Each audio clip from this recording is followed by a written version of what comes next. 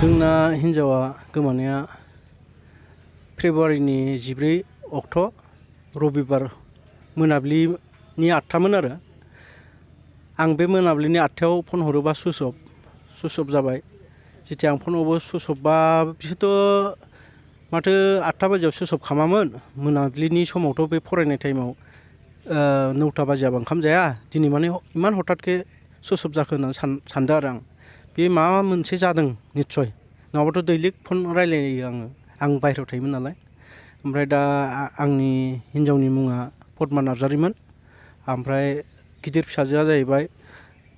20 बोसोर 8 माह जाबायमोन बिनि नामा मनिमा नार्जारि आरो बिनि उन्दैया सेकेन्ड इयार फाइनाल होदोंमोन जुनिता नार्जारि आरो हौवासा थार्डआ जाहैबाय थार्डआ प्रसन्जित नार्जारि 13 बोसोर फुरा जाबाय आरो लास्टआ जाहैबाय हिन्जावसाया जाहैबाय 7 बोसोरनि ओमफ्राय दा बिसोरखौ लानानै आंनि सन्देहआ मोनखाबाय ओरैनो आं फन खालामनायावनो मोनखाबाय सन्जयजनि बर' लिरनाय दङ बे सन्जयजनि बर'आ बोसोरसेनि सिगांनिफ्रायनो थारमाने फनजों लेनदेन खालामबाय थादोंमोन लोखि फुजायाव लोगो हमनानै बिसोरो नाम्बार लालायलायनानै ओमफ्राय बिदिनो आंनि फिसाजोनो फैसा जासिखोमा बिदिनो बिमाजोंबो लेनदेन खालामलांनानै माने फुस्लायना लादोंमोन आरो फुस्लायना लानानै आंजोंथ' रायलाया आंजोंथ' खिथाया ओमफ्राय सानसेखालि खिथाथारदों आंनि हिन्जावानो जे थौ उमुक सन्जयजनि बर' बे होननाया जोंखौ बेंगालराव थांनो लिंदों नों थांगोन ना थाङा बिफा जों थांनि बिराद मोजां खामानि दं होननानै बुंदोंमोन ओइ जानला मोनला खोथाफोरखौ नों बिदि बुंनाङा बिमा होनना बुंदों आं ओमफ्राय बेयाव आंनि हिन्जावा दुखुसो मोनदों आं बिदि होननायाव आरो बिदि होनबा बे होनबाय आं बे गथ'फ्रा फरायनाया मा जानांगौ होननानै बुंदोंमोन आं आंनि गथ'फोरखौ फरायफुनाय गथ' जों थांबाथ' आरो सोर नायगोन बेखौ होनदोंमोन आरो ओमफ्राय बिदिनो थाबाय थानानै आरो साननैसो उनाव बुंबाय मालाय बिहामजोसो लांगोननो जनिताखौ होनना बुंबाय हाब बिहामजोखौ बिनि बिमा बिफा फैनांगोन होमबासो आं बिहामजोखौ नायगोन आरो बियो मोजां रायलायनांगोन आंजों न'खरजों थांलाय फैलाय जानानै मोजां रायलायनांगोन होनबाय आं ओमफ्राय सानसेखालि बिदिनो नाम्बार बिनानै रायलायहरमारबाय आं बेजों ओमफ्राय बे बिजामादै जागोना जिहेथु सन्जयजनु बर'आ आंजों नांलायहरबासो मा टाइम गैया मबाइल फन बुना हरो होननानै आंजों नांलायहरबाय टाइम गैया नामा जों दा बिजियाव दं हरनाङा होनबाय बिदि होननायखाय आङो सानसेखालि फिसाजोखौ आरो बिमाखौ फनजोंसो रायहरदों आं फनजों रायहरनायाव नोंसोर बेनो आंनि बिजामादै जानो हायो नामा आंजों जुदि मोजां रायलायाबा बे बोरै बिजामादै जानो हागौ बे मोजां मानसि नङा होनना बुंहरदोंमोन आं ओमफ्राय दा बिमाया फिसाजोआ आंखौसो गाज्रि मोनना थादों आरो गाज्रि मोनना थाबा ओमफ्राय आङो अरुणाचल खाथियावनो सिमोनसापुरियाव मास मोनसे जाहैबायमोन आरो ओमफ्राय बिसोरो फनजों जगाजग जालायबाय थायो ओमफ्राय बिनि उनाव माने आङो दिनाव खनथाम खनब्रैया एखेबारे आं बिमानो फन हरबाय थायोमोन ओमफ्राय फिसाजो उन्दैजों रायलायबा बिराद गोबाव रायलायो आं 1 घन्टा गाहाम रायलायोमोन फिसाजो बिराद अनलायोमोन ना जोङो ओमफ्रायथ' बिमाया आंखौ अनासो सानो नामा आंथ' बहुद अनो बिमा गैयाबानो थानो हाया आरो माने सानसेबो फन हरालासिनो थानो हाया दा ओमफ्राय आङो बिसिनि सुइस अफ मोननाय लोगो लोगो बोरैबा मोनखाबाय आं बे 14 थारिखै फेब्रुवारिनि ओमफ्राय आङो गोसोआनो बोरैबा मोनखाबाय ओमफ्राय हर गेजेर मानि 12टा मानि 4टा 5टा अखानायै 8टायाव फन हरबाय 8टायाव फन हरबाथाय दुखु मोनखाबाय बिसोर माबा मोनसे जाबाय होननानै आं बे सेंग्राखौनो सन्देह खालामबाय थाखायोमोन ओमफ्राय आं गामिनिफ्राय सासे मानसि गामिया जोंना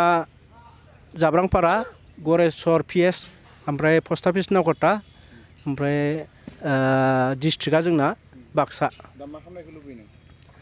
आं थारमाने मोननांगौ आरो आंनि परियालखौ जिहेतु आंनो खिथायालासिनो थांदों जिहेतु बिसोरो मायाव दङ थारमाने न'निफ्राय ओंखारलांनायनिफ्रायनो सुइस अफ मबाइला बे खारनाव आङो जोबोद दुखि माने बे सेंग्रायानो गासिबो माबाखौ फान्दायजोबनानै लाना थांदों आरो बे सेंग्रा रोंखागौ आरो बे सेंग्रा थंख होदोंमोन खाग्राबारि होननानै खैराबारि होननानै खैराबारियाव आङो इनकुवारि खालामबाय पार्टि अफिसफ्रावबो सोंहैलाबायबाय गार' पार्टि अफिसफ्रावबो सोंहैबाय आङो राभा पार्टि अफिसावबो हाबदों बिसोरबो सिनाया रावबो सिनाया ओमफ्राय बुहुद मानसिनाव सोंबाय आङो बे मानसिखौ बेयाव नुवाखै ओमफ्राय दखान सहरावबो सोंबाय दखान सहरावथ' सिनायनो हागौमोन दखान सहरावबो सिनायाखै आरो बेखौ केसखौ होनो नागिरदोंमोन आं दिनै FIR ओमफ्राय दा जोंनि माबानि सुवापुर नि आइसिया एग्जाम दंनो बे खारनाव आं दिनै होनो मोनाखै खिन्थु होगोन एफआइआर खौ होखागोन आङो एफआइआर नङाबा जानाय नङा बे माने थगायनासो लांदों आंनि गथ' गथाय गासिबो थगायना लांदों आरो बे जुदि माबा मोनसे सानदोंबा आंनाव सोंनानैसो लांगौमोन बे खारनाव आङो बेनो एखेबारे किडनेप बायदि जादों आरो थगायनानै फुस्लायनानै लांनाया किडनेप बायदि जादों आरो बेना जेरावखि नुवा आङो जोंनि इण्डियानि गेजेराव जोंनि बर'आनो जा आरो अन्य जाथियानो जा जिखुनु आंनो मोनसे थङाव हरबानो जाबाय बे आंनि नाम्बारा जाबाय 7086276894 बे नाम्बाराव आंखौ कन्टेक्ट खालामबानो मोनगोन आरो बिसोरखौ नुयोबा खिथाहरबानो जाबाय बे कन्टेक्ट नाम्बाराव आं बेखौनो खावलायो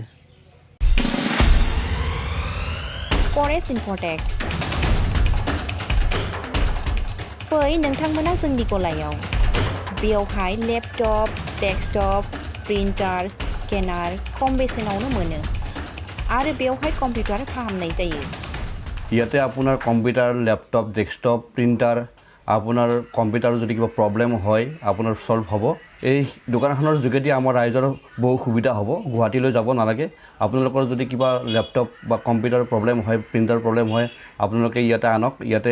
আপোনালোকৰ প্ৰব্লেম সলভ হ'ব আৰু যিকোনো বস্তু আপুনি কম দামতে পাব পাৰিব গড়েশ্বৰ Baksa Saraniya plaza opposite UCO bank গড়েশ্বৰ